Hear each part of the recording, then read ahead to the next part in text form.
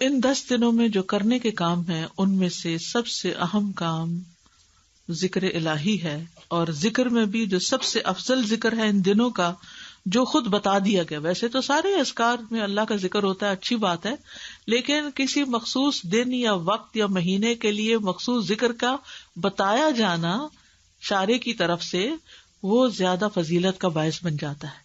تو اس لیے ان دنوں میں تکبیرات کا اہتمام زیادہ کرنا چاہیے. کوئی دن اللہ کے ہاں ان 10 دنوں سے زیادہ عظمت والا نہیں، جیسا کہ ایک اور حدیث میں آتا ہے افضل ایام الدنیا العشر، یعنی 10 ذی الحج.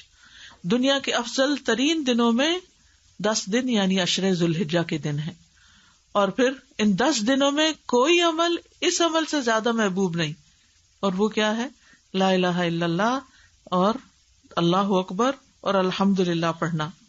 اس لیے ان دونوں طرح کی تکبیرات کو صحابہ جو ہیں وہ پڑھا کرتے تھے، اور یہ اجر عظیم پانے کے بہترین مواقع ہیں. صحابہ کرام سخت محنت کیا کرتے تھے. سعید بن جبیر ذی الحجہ کے 10 دن داخل ہونے کے بعد عبادت میں بہت زیادہ کوشش کرتے، اتنی کہ ان کی ہمت نہ ہوتی جس پر، یعنی کہ اپنی ہمت سے بڑھ کے ان دنوں میں اپنے آپ کو تھکایا کرتے تھے. تکبیرات ذرا پڑھیے.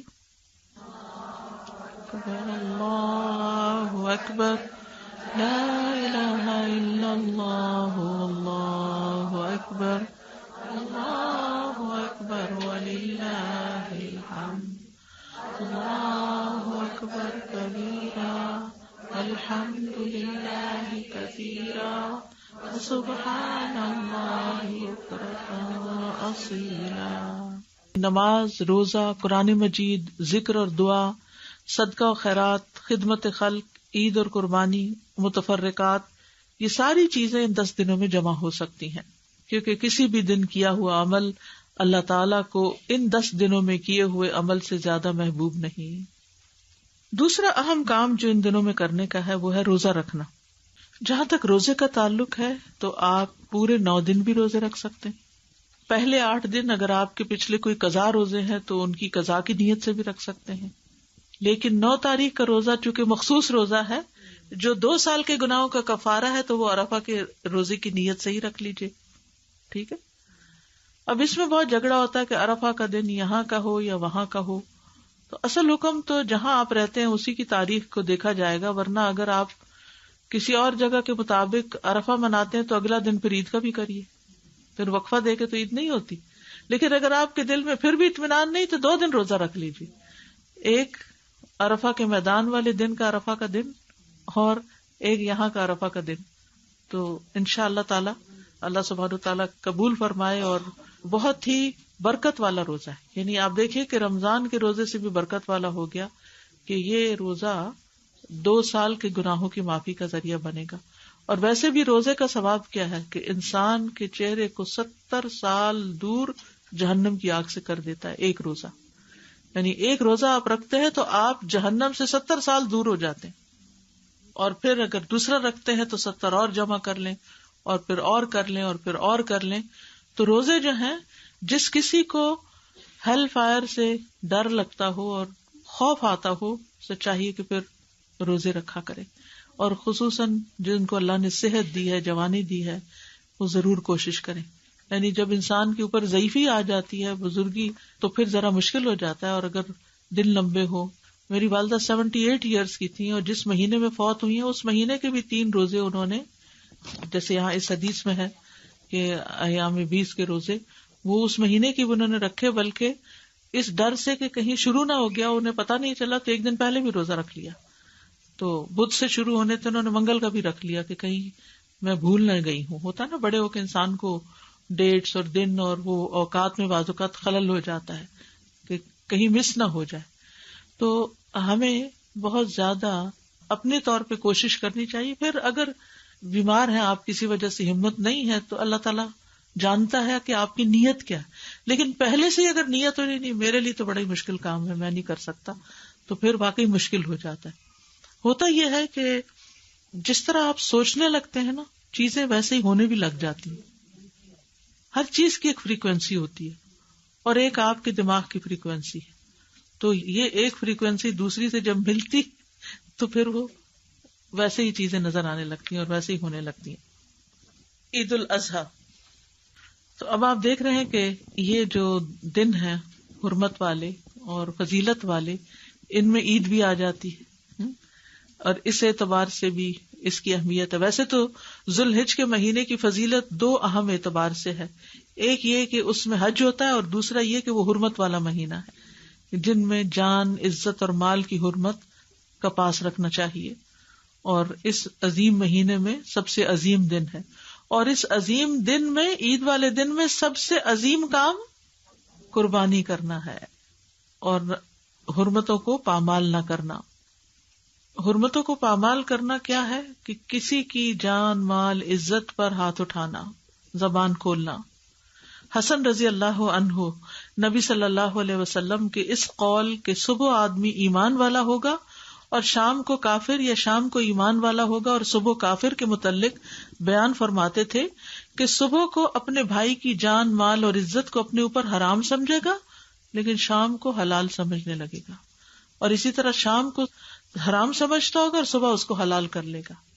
یعنی وہ اس حدیث کا مفہوم یہ بیان کیا کرتے تھے کہ ایک شخص ایمان میں ہے، دوسروں کے بارے میں اچھا گمان رکھتا ہے، شام تک موڈ ہی بدل گیا اور غیبت شروع کر دی یا کوئی الزامات دینے شروع کر دیے۔ تو اس لیے ان دنوں میں جہاں کچھ کرنے کے کام ہے وہاں کچھ نہ کرنے کے کام بھی ہیں۔ جیسے کل میں نے عرض کیا تھا نا کہ دین مکمل نہیں ہوتا جب تک کہ ہمارے اعمال میں سے کچھ عمل آئے نہ اور کچھ عمل نکلے نہ۔ ہم بعض اوقات کرنے والے کام تو بہت سے کرتے رہتے ہیں اور نہ کرنے والے کام چھوڑتے نہیں ہیں، جن میں خصوصی طور پر حرمتوں کو پامال کرنا، کسی کی جان، مال، عزت، آبرو۔ رسول اللہ صلی اللہ علیہ وسلم نے فرمایا، ایک مسلمان کی ہر چیز دوسرے مسلمان پہ حرام ہے، اس کا خون، اس کا مال، اس کی عزت و آبرو۔ اپنے ہر قسم کے شر سے دوسروں کو محفوظ رکھنا چاہیے۔ نبی صلی اللہ علیہ وسلم نے فرمایا، تم میں سب سے بہتر وہ ہے جس سے خیر کی امید ہو، یعنی جب وہ سامنے سے آ رہا ہو تو آپ کہیں کوئی اچھی بات ہی کرے گا، اس کے منہ سے اچھی بات نکلے گی، یہ مجھے ذلیل نہیں کرے گا، یہ میرے ساتھ بدتمیزی نہیں کرے گا، یہ مجھے کوئی ٹانٹ نہیں کرے گا، یہ میرے پہ کوئی چڑھائی نہیں کرے گا، خیر ہی ہوگی اس سے۔ تو آپ سوچئے کہ ہماری پرسپشن کیا ہے جب ہم کسی سے ملتے ہیں یا دور سے آ رہے ہوتے ہیں تو لوگ ہمیں دیکھ کے کیا فیل کرتے ہیں؟ اچھا فیل کرتے ہیں یا دے گیٹ اسکیئرڈ کہ پتہ نہیں ابھی کیا ہونے والا ہے، کیا کرے گا، کون سی بات مجھے پرانی یاد کرا دے گا اور کہاں سے تانا دے دے گا۔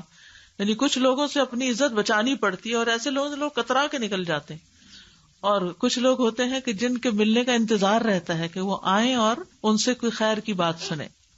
اور فرمایا سب سے بدتر وہ ہے جس سے کسی خیر کی توقع نہ ہو، کوئی تمہارا بھلا نہ کرو اور اس کے شر سے امن نہ ہو۔ تو اس لیے بہت ضروری ہے کہ ان دنوں میں غیبت، چغلی وغیرہ سے بچنا چاہیے، اپنی زبان سے دوسروں کو اذیت نہیں دینی چاہیے، آپس میں نفرت اور بغض کو چھوڑ دینا چاہیے، نہ ظلم کرنا چاہیے نہ ہونے دینا چاہیے، کسی کو بے عزت نہیں کرنا چاہیے، آر دلانے اور تانا دینے والی عادتوں کو چھوڑ دینا چاہیے، کیونکہ جو شخص کسی کو آر دلائے گا اس پر اس چیز کا وبال آئے گا۔ ٹھیک ہے، رسول اللہ صلی اللہ علیہ وسلم نے فرمایا، اگر کوئی آدمی تمہارے کسی برے فعل پر جسے وہ جانتا ہے تمہیں آر دلائے تو تم اس عیب کو جسے تم جانتے ہو اسے تانا مت دینا۔ یعنی کسی نے تمہیں تانا دے دیا ہے تو بدلہ لینے کے لیے تانا نہ دینا، کیونکہ اس چیز کا وبال اس پر ہوگا جو اس نے کی ہے۔ تو یہ بہت اہم چیز ہے۔ بالکل جیسے حج کے دنوں میں کیا حکم ہے کہ فلا رفث ولا فسوق ولا جدال فی الحج، کہ گناہ کے کام نہیں، جھگڑا نہیں، بے حیائی کے کام نہیں، پھر گالی گلوچ اور بد زبانی سے انسان کو بچنا چاہیے، ہر قسم کی اذیت سے دور رہنا چاہیے، نہیں جیسے سب کے سامنے تھوک دینا، گلی بازار پہ کوڑا پھینکنا، پیشاب کر دینا کسی کے سامنے، اس طرح کی جو بھی چیزیں دوسروں کو اذیت دینے والی ہیں۔ پھر اسی طرح قطع رحمی کے وبال سے بچنا چاہیے، کیونکہ قطع رحمی کرنے والے کے اعمال قبول نہیں ہوتے، اور جو رشتوں کو کاٹ کے رکھتا ہے یا جھوٹی قسم اٹھاتا ہے وہ مرنے سے پہلے اس کا وبال دیکھ کر رہے گا۔ ظالم رشتہ داروں پر بھی مہربانی کرنی چاہیے، خادموں پر زیادتی سے بچنا چاہیے، پڑوسیوں کو شر سے بچانا چاہیے۔ عید کے دن کرنے کے کام. عید کے دن کرنے کے کام: غسل کرنا، خوشبو لگانا اور بہترین لباس پہننا، تکبیرات پڑھنا، عید کی نماز سے قبل کچھ نہ کھانا، نماز عید کے لیے جلد جانا، خواتین اور بچوں کو عیدگاہ لے کر جانا، اذان اور تکبیر اقامت کے بغیر عید کی نماز پڑھنا، نماز کے بعد خطبہ سننا، استطاعت کے مطابق قربانی کے جانور کو ذبح کرنا، گوشت کی تقسیم کرنا، باہم ملاقات و دعا دینا، تقبل اللہ منا و منکم. جی اس میں باقی باتیں تو ہم سب کرتے ہی ہیں، لیکن ایک چیز جو بڑی اہم ہے اور اس کی طرف سے ہم غافل ہوتے ہیں وہ خطبہ سننا. عید کے دن 2 رکعتیں بس جلدی سے پڑھ کے فوراً لوگ کھڑے ہونے لگتے ہیں، یا تو واپس جانے لگتے ہیں یا پھر ایک دوسرے سے گلے ملنے لگتے ہیں. امام صاحب بول رہے ہیں، پرواہ نہیں ہے. تو جتنی نماز امپورٹنٹ ہے، ایسے ہی یہ نماز کا حصہ ہے، یہ خطبہ بھی سننا لازم ہے. تو اس وقت خاموشی ہونی چاہیے، جیسے جمعے کے خطبے میں خاموشی ہوتی ہے، پورے ادب، احترام اور وقار کے ساتھ. ہوتا یہ ہے کہ بعض اوقات ہم لیٹ پہنچتے ہیں، اسی لیے یہاں یہ بھی لکھا گیا جلدی پہنچے.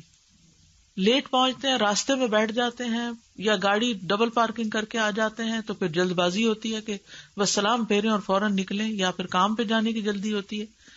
تو یہ ان آداب کے خلاف ہے بات، تو اس پر توجہ کرنی چاہیے.